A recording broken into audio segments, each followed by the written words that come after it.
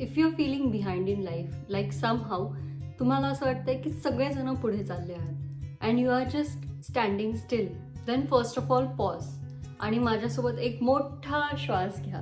Because I know this feeling, I really do. आणि आज मी तुम्हाला मोटिवेशन कोट्स नाही देणार आहे किंवा तुम्हाला हे नाही सांगणार आहे की you should hustle hard. I just want to talk to you heart to heart. Hi guys, welcome to my corner. कधी कधी जेव्हा आपण सोशल मीडिया स्क्रोल करतो तेव्हा आपल्याला वाटतं की यार सगळ्यांचीच लाईफ किती फिगर्ड आउट आहे. करिअर सॉर्टेड आहे, रिलेशनशिप सॉर्टेड आहे, ग्लो आहे, कॉन्फिडन्स आहे, पैसा आहे. आणि आपण तिथे बसतो आणि विचार करतो की माझ्यासोबतच का उशीर होतोय, माझ्यासोबतच का चुकीचं होतंय, मीच का मागे पडतीये, मी खूप मागे तर नाहीये ना रेसमध्ये. जर हे सगळे थॉट्स तुम्हाला फॅमिलियर वाटत असतील ना, तर you are not weak, you are just human.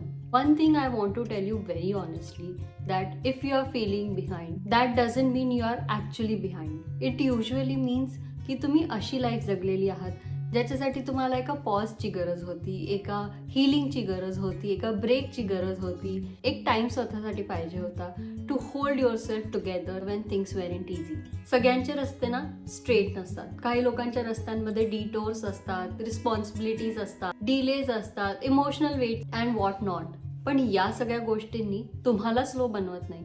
These things make you more deep. Nobody talks about this enough, but healing phase looks unproductive from the outside. या फेजमध्ये ना आपण मोठे माइलस्टोन्स अचीव्ह करत नसतो, आपल्याला क्लॅरिटी नसते, आपण फक्त सर्व्हाइव्ह करत असतो. आणि खरं सांगू का, ही फेज काही पनिशमेंट नाहीये, हे फक्त एक प्रिपरेशन आहे. कधी कधी लाईफ आपल्याला स्लो करते so that we don't break completely. आणि या सगळ्यामध्ये ना कंपॅरिझन हिट्स दी हार्डेस्ट. जेव्हा तुम्ही टायर्ड असतात, जेव्हा तुम्ही इमोशनली ड्रेन्ड असतात, जेव्हा तुम्ही ऑलरेडी डाऊट करत असतात स्वतःवरती, तेव्हा सडनली कुठल्या तिसऱ्या माणसाचं जे सक्सेस असतं ना, ते एकदम आपलं फेलियर वाटतं. But listen, you don't know की त्यांनी काय स्किप केलंय, काय अवॉइड केलंय, काय सप्रेस केलंय तिथे पोहोचण्यासाठी, काय इग्नोर केलंय तिथे पोहोचण्यासाठी. आणि तुम्हाला हे पण माहिती नाहीये that you are protecting yourself by slowing down. माझ्या लाईफमध्ये पण ना एक असा टाइम आला होता जेव्हा मला वाटलं होतं की मी कम्प्लिटली ऑफ ट्रॅक गेलेली. I felt late, I felt confused, I felt like I had wasted years. But टाइमसोबत मी रिअलाइज केलंय की त्या फेजनी मला ते शिकवलेलं आहे जे फास्ट सक्सेस कधीच शिकवू शकलं नसतं. आणि ते आहे emotional awareness, self respect, resilience आणि बाउंड्रीज. या सगळ्या गोष्टी ना आपल्या रेझ्युमेवरती दिसत नाहीत, बट हे आपली पूर्ण लाईफ चेंज करून टाकतं. शॉर्ट स्टोरी सांगायचं झालं तर 8th मध्ये मला डॉक्टर बनायचं होतं, 12th मध्ये मला HR CHRO बनायचं होतं. फायनली रडत पडत लॉकडाऊन नंतर जेव्हा मला जॉब लागला, प्रॉपर HRचा जॉब लागला, तेव्हा मला वाटलं की यार हे तर मला पाहिजेच नाही, हे तर मला बनायचंच नाहीये आणि मी आयुष्यभरासाठी हे तर करूच शकत नाही.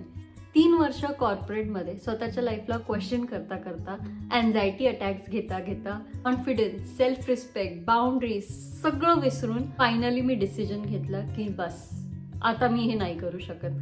सगळे मला म्हटले की इतका चांगला जॉब आहे, इतकी चांगली पोझिशन आहे, इतकं तुझं शिक्षण झालं आहे, का सोडतीये. पण सगळ्यांना माझे सायलेंट बॅटल्स माहीत नव्हते ना. मग मी फायनली डिसाईड केलं की आता आपल्याला थोडंसं स्लो डाऊन होण्याची गरज आहे. इट्स बीन ऑलमोस्ट 4 years ना, अँड ट्रस्ट मी हे बिलकुल इझी नव्हतं.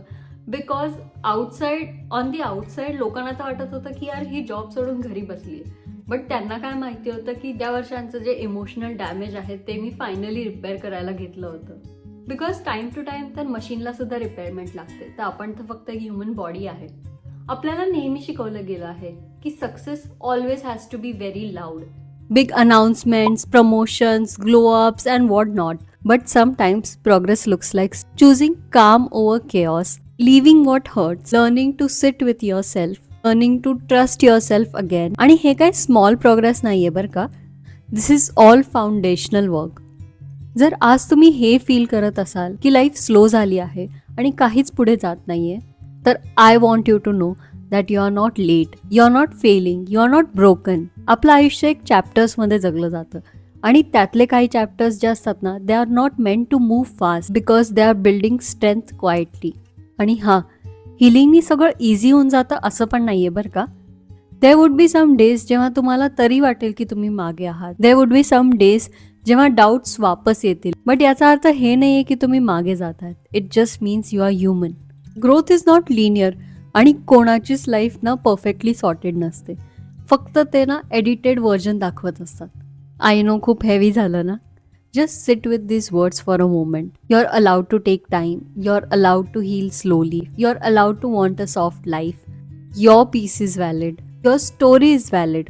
जर तुम्ही हे बघत असाल आणि यातलं थोडं जरी अग्री करत असाल तर just know that you are not alone.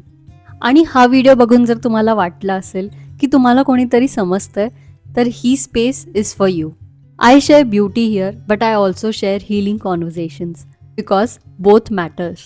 Take care of yourself slowly, gently, and one day at a time. Thank you for watching and thank you for supporting.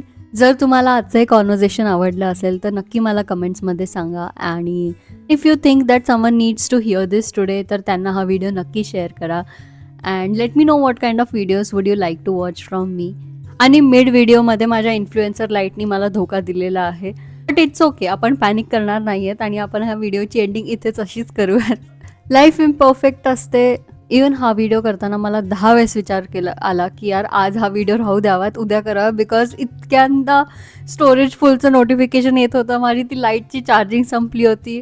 But it's okay, life अशीच आहे. आणि जसं मी आधी सांगितलं की सगळ्यांसाठी सरळ रस्ते नसतात.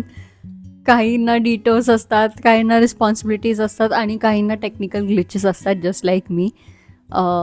So anyways, thank you for watching. See you next. So anyways, thank you for watching. See you next time. Bye.